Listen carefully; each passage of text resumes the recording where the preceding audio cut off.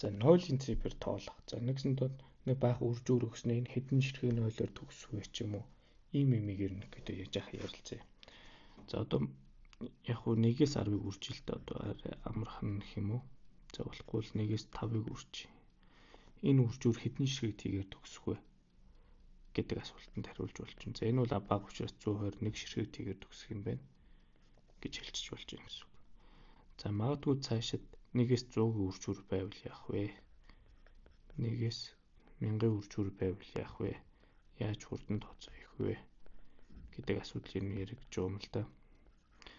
За нэг юм ярихад би 1-ээс 9 хүртэл болгоо үржүүлэхэд энэ тийг 1-ээс илүү 1-ээс 5 үржүүр 1 ширхэг 0-оор төгсөн бол 1-ээс 9 үржүүр 1 ширхэг 0 хэвээрэл байна. Дахиж 0 орж ирэхгүй гэсэн. За тэр яагаад гэдгийг нь ойлгочих юм бол тэгээд ер нь учрыг нь олчихно. За ер нь тгийн цифр нь хаана үүсдэг юм бэхээр 2-ыг үржих нь 5 үед л ер нь тийг үүсдэг. Нэгсэндээ 2-ын тэгш тоо 5-ын 5 хуваагддаг тоогоор үржигдэхэд л тийг үүснэ ямагт. Бусдаар бол одоо энэ хоёр хуваагддаг ч юм энэ хоёр оролцоогүй тоонууд үржигдээ хэзээч. Одоо чинь 3-ыг 5-аар үржихэд энэ хоёр хоёул оролцоогүй учраас 15 буюу тийг огт үүсэх боломжгүй гэсэн. Харин 15-ыг нь ямар нэг тэгш тоогоор үржүүлчихээ шууд тийгээр төгсөд эхэлнэ. 80 100 харуулдаг ч юм уу. Тэгэхээр юу хэлэх гээд байх юм бэ? 2 ба 5-ын үржүүрүүд л ерөнхийдөө тгийг үүсгэж байдаг. За тэгвэл би ийм бодлого болгоё ч юм л да. 1 2 3 4 эдгээр үржүүлье. Ингээд 100 хүртэл үржүүлье. За энэ гарсан S тоогч. S тоо нэгсэндээ хэдэн ширхэг тийгээр төгсөх вэ? Тэрийг тоолъё. За бодлого нэг гэж нэг. За тэгвэл би ерөнхийдөө энд 5 хуваагддаг тоонууд дээр л ирнэ ажиллана. Чин 5-д нэг удаа хуваагддаг тоонуудыг тоолчих. 1-ээс 100 хүртэл 5 хэдэн удаа багтахыг болохыг бол 100-г 5 туугаа бүхэл хэсгийг авчна. Тэгэхээр 20. Бүхэл хэсгийг авч уу ноогдурыг авч уу гэсэн. За тэгэхээр нэгсэндээ 1-ээс 100-оор нь 5 хуваагддаг 25 гэсэн. Тэр 25 болгон нэг ширхэг тийг үүсгэнэ. За гэхдээ асуудал байгаа. Зарим тоон 5-д 2 удаа хуваагдана. Жишээ нь 25, 50, 75 гэтэр.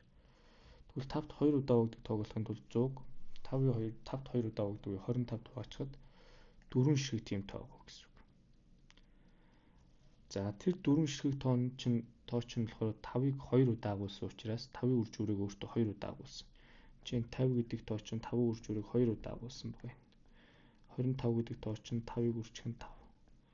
75 гэдэг тоо чинь 3-ыг үржих нь 5 үрждэг нь 5. За дараагийнх нь 100 гэдэг тоо нөгөө 4 тоогоо одоохондоо нөгөө цөөх уушаас тооч явчихлаа. 4-ыг үржих нь 5 үрждэг нь 5. Энэ бол нөгөө 5-ыг 2 удаа агуулсан буюу нийт 5-ыг хичнээн удаа агуулсан гэдгийг ерөнхийдөө ярьж болно гэсэн үг. Гэтэл энэ 20 тоон дотор чи энэ тоонууд ч нэг бас тоологдсон. Тэгэхээр би нэгсэндээ 5-ын зэрэгт хэд байгааг л тоолох гэдэг байгаа байхгүй. Тэгэхэд хэдэн ширхэг тийгээр төгсгөн тоологч. Яагаад гэвэл 2-ын зэрэгт 5-ын зэрэгт 2-ын үржүүр нь одоо 5-аас илүү их олон орсон учраас багын тоолцоход үржүүр нь шууд гарч ирнэ гэсэн үг. Тэгэхээр би одоо эндээс 5 тухайг 1 удаа хуваагддаг 20 тоо байгаа. Гэхдээ энэ дотор 2 удаа хуваагддаг тооны нэг ширхэг тавууд нь тоологдсон учраас би зөвхөн 4 нэмэхэд л хангалттай. Тэгэхээр энэ үржүүрний гэсэндээ анхны тоон задлдаг бол энэ бол нэг альфаг үржих нь 5-ын 24 зэрэг байгаа гэсэн үг. Тэгсэн 5-ыг 24 удаа үржиж байгаа гэсэн үг. Альфаг үрждэг нь 5. Үрждэг нь 5 гэх мэтлэн 5 24 удаа байгаа гэсэн. Тэгвэл тэгш тоо бол энэс хангалттай болов учраас хангалттай нөлөөд үүсгэх. Гэхдээ хамгийн олондоо л 24 ширхэг тгийг үүсгэнэ. 0-ийн цифрээр 24 ширхэг 0-ийн цифрээр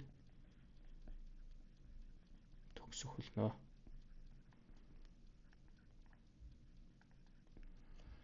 За энэ тодруулж хэлэхэд 1-ээс 100 хүртэлх тоон 5 хуваагддаг тоог тоолохын тулд 100-г 5 тоогоо бүхэл хэсгийг авах асуудал байхгүй.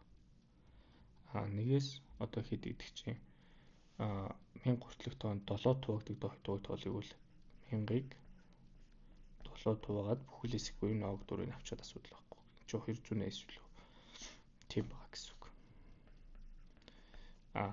Өөрөөр хэлбэл тэгвэл ингэж болно. Одоо энэ жилийн төгрөгт ингэж ирсэн шүү дээ. 1013 метрхээ зохиоч. Энээс 2025 хүртэлх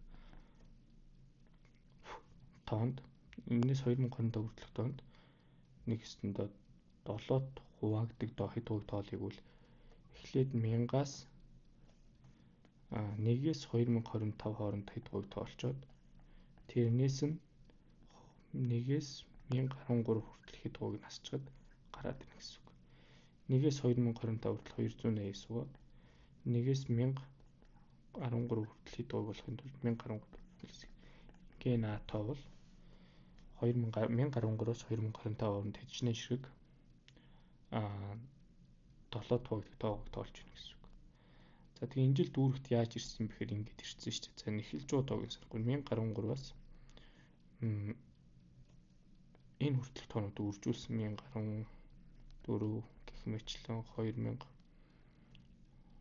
үржүүлээд энэ 7-гийн хамгийн 7-д нэгсэнд хамгийн олондоо хэдэн удаа хуваагдаж болох вэ гэдгийг асууж байгаа гэсэн. 7-гийн ингээ альфа зэрэгт хуваагдана, альфагийн максыг асуусан гэсэн. Тэгсэн 7-д хамгийн олондоо хэдэн удаа хуваагдаж болох вэ? Тэрийг ол гэсэн үг. За тэгэхээр шууд 7-д хуваагддаг, 1 удаа хуваагддаг, 2 удаа хуваагддаг, 3 удаа хуваагддаг гэж тоолцохоор тэгсэндээ тэгээ гарсан хариунд нэмчихэд цагийн бодлогот яг утгасан ажил хүчээс өөрсдөө бие дааж бодож үзье.